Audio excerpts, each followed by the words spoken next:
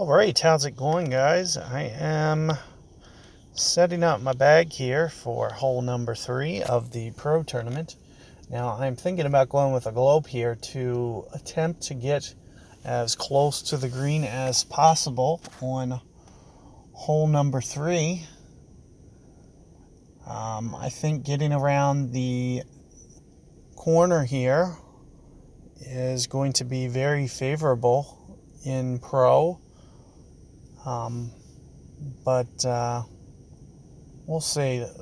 Might want to just check that wind. Like, I'm thinking if you can get it to, pitch distance or, a real short wedge, it might make your life a lot easier.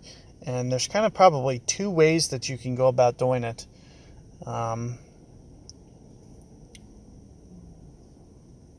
You can do it with a hook, or the way that I'm thinking about doing it.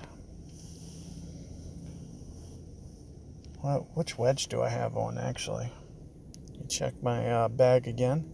Hornet's still okay. Now, I don't anticipate that I'm going to be going at this hole with backspin, like a backspin approach into the hole. So I do believe, Hornet can be a pretty good wedge for you. Short iron, I mean. But I like putting on those accurate ones. See when I can get in there close, just for that extra level of precision. If you want to see a more straightforward approach, you can check out my rookie tournament, and you could just, take a rock, for instance, or a QB, and aim very similar to the way this guy is, which is doing not very little.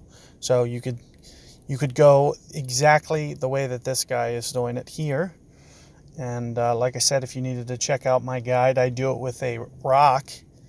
And there's nothing wrong with what he's doing there at all. So, it's easier to do with rock or quarterback because you can put it to that same spot, but not necessary. What you're going to see me try to do is kind of bend this gap here. We will do it, the one way that I'm thinking about doing it is like a landscape curl mode, but I am going to do it with a hook here. I feel a little bit more comfortable that I'm going to need a little bit extra since I can't quite get around that corner with a POC 4. But with a POC 5, I would say you probably could. Here you're going to see me, I'm just going to use foam curl and go about 2.5 full bullseyes right of the target line and go for max hook. I am not going to do any additional curl, and as you can see, more than anything, I just over aimed there.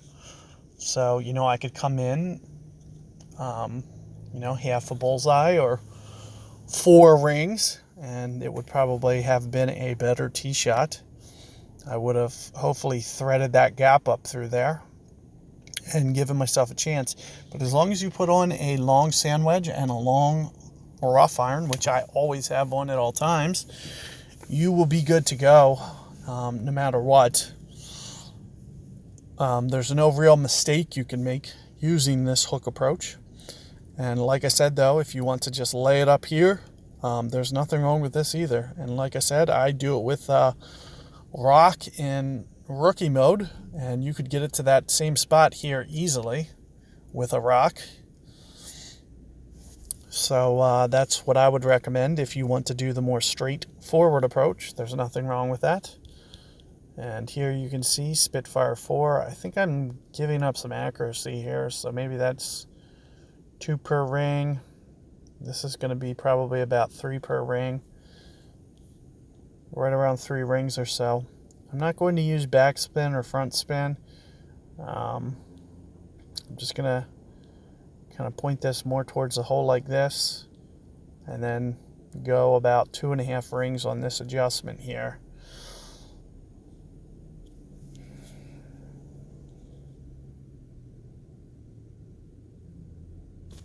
And, more than anything, this is going to be about perfect ball timing.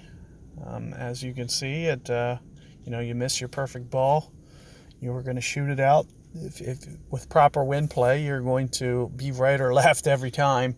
And there's no exception. That's like a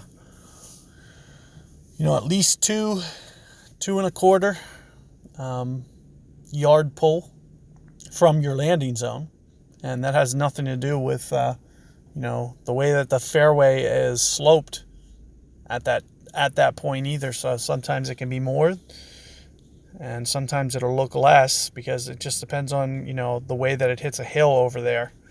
So you do want to concentrate on perfect ball. Hopefully you guys can get your perfect balls if you are in the sand. That's going to be the best way to still giving yourself a hopeful chance to hold out, would be to really hone in on that perfect ball, especially from the sand, rough.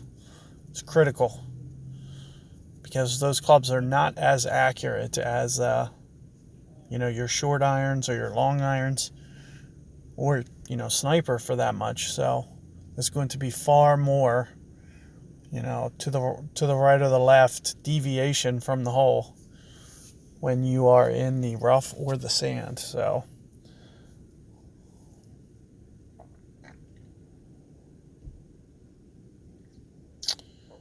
I'm very surprised to see people actually go.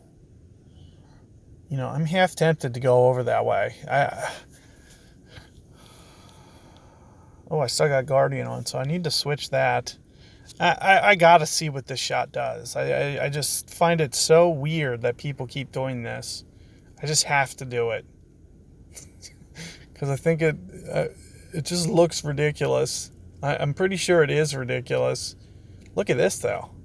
Let's see if I can hit it up here.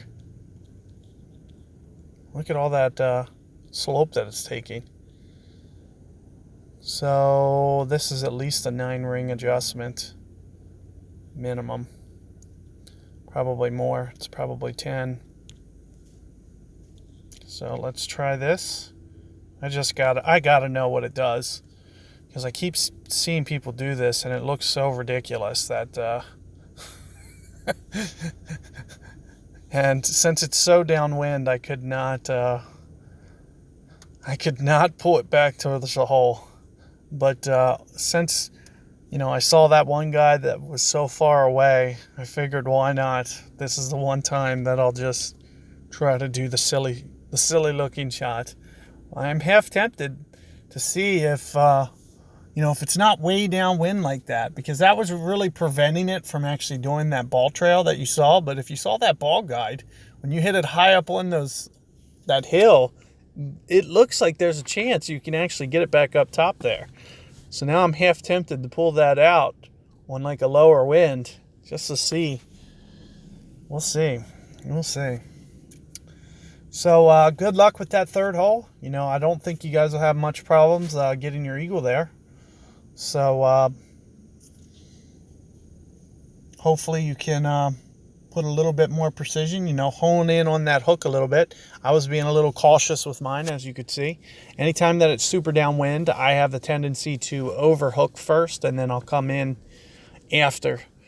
Because, when you're downwind, you have to usually play a few extra rings, because the ball's in the air longer, and since it's curling back to the left, that means it lands more left. So you always see me go more rings the very first time I play it, and then I'll kind of use that as a guide for next time, and I'll come in from that landing zone next time. So just things to keep in mind, and let me know how that one goes for you guys. Hopefully you can get it up to a pitch range, and then give it a good chance at the hole. So good luck there, and see you guys on the next hole.